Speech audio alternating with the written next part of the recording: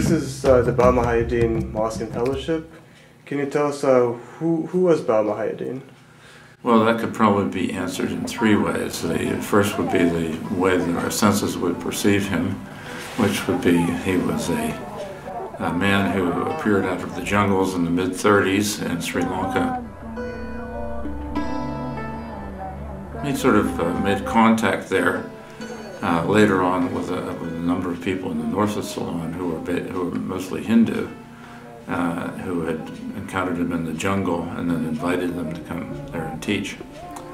They just saw him as being a holy man, and he came north and then gradually started teaching Islam and Sufi practices, but also teaching wisdom of how to understand all religious traditions and knowledge.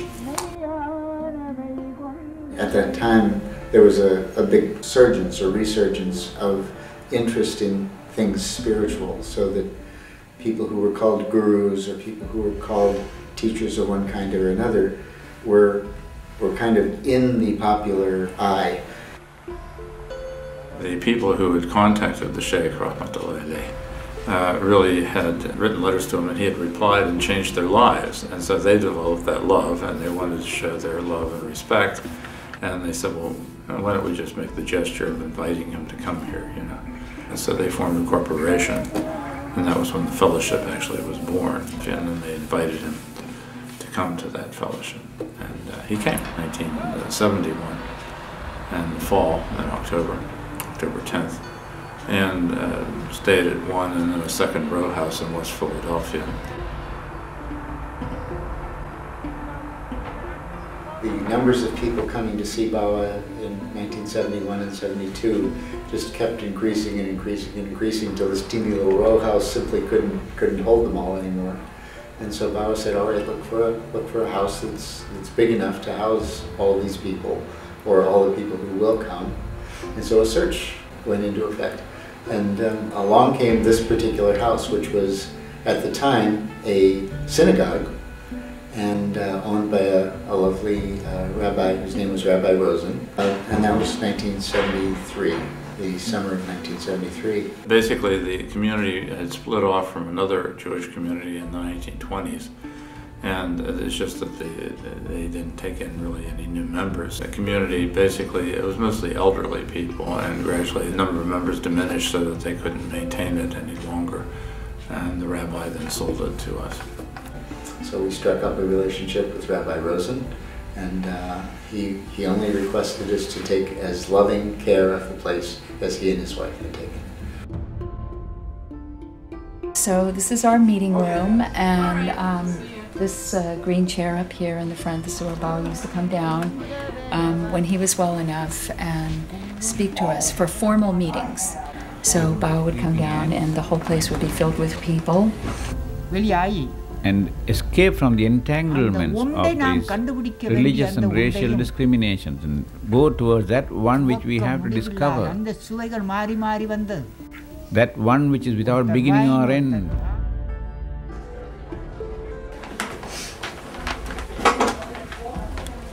Okay, this is Bawa's room, and it's a very special room. We were his family. He didn't have a wife or children of his own, and he shared his whole life with us. After he became more ill and not able to go downstairs, he pretty much stayed in this room all the time. He discoursed from this bed. Mother, the first one. The father, the second. Many times groups of people would be in here, and Bawa would just open it up to questions and answers. What exactly is causing the issue? Actually, Bawa would teach prayers to people, prayers that are recited daily in the religion of Islam. And there simply was no place to pray. There was no physical building in the area that would serve. And then one day Bawa simply said, we need to build a God's house. We need a God's house. We need a place of prayer.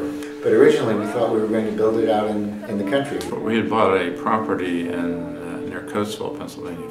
And so the idea was placed, well, maybe we should have a mosque, to out there, prayers and things like that. And then the Sheikh said, well, there's no one out there, who would use the mosque. We could maybe build a mosque here. Most of the people had their jobs in here in Philadelphia and established their lives. One thing was to look for properties around we might build a mosque on. It basically came out that we could really build a mosque on the property, even using normal setbacks. We would even have enough room if we didn't need to have a zoning change even. Say again?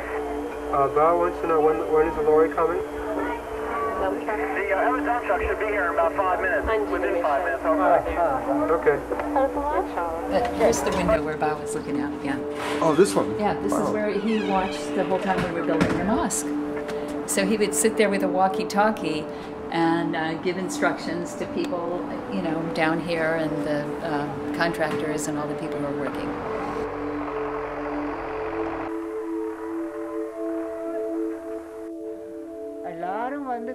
Special day was the day of the laying of the foundation stone, because Bawa asked for a brick to be brought up to his room. Bawa was very, very serious, and there was a special feeling that something very special was going to occur. Tell everyone to touch the stone.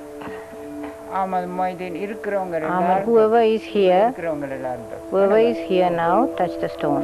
He had us each touch the stone and say Bismillah ar-Rahman ar-Rahim, and then he had the stone brought down outside, but Bawa wasn't really long enough to go outside for the laying of the stone himself.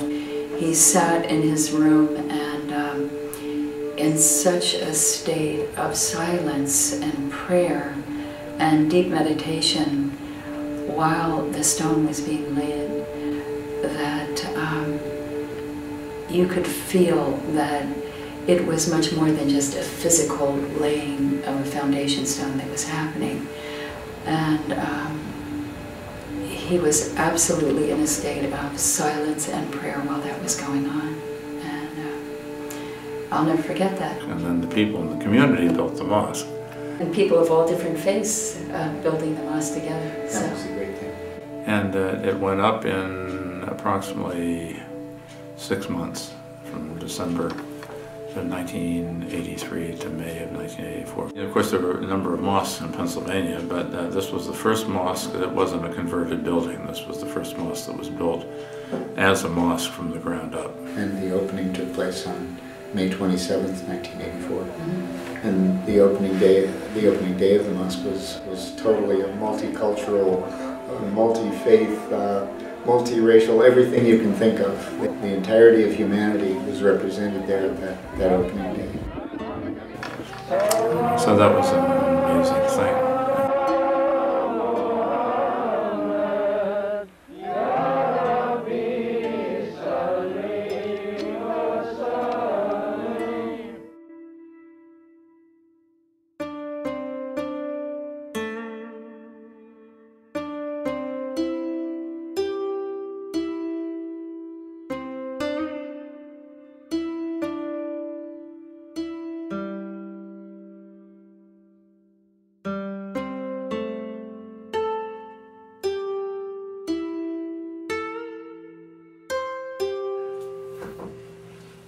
But as time has gone by since his passing, people who were born into the religion of Islam, who followed various paths of Islam from all over the world, have found that this particular mosque and this particular community are simply what Bawa said they should be. Assalamu alaikum wa rahmatullahi wa barakatuh. This community was completely diverse from the very beginning, and you had rich people, you had poor people, you had people from practically every country in the world, and all different religious backgrounds coming together. So it was really, in a sense, a funny family, in that it was sort of the way the mosque should be.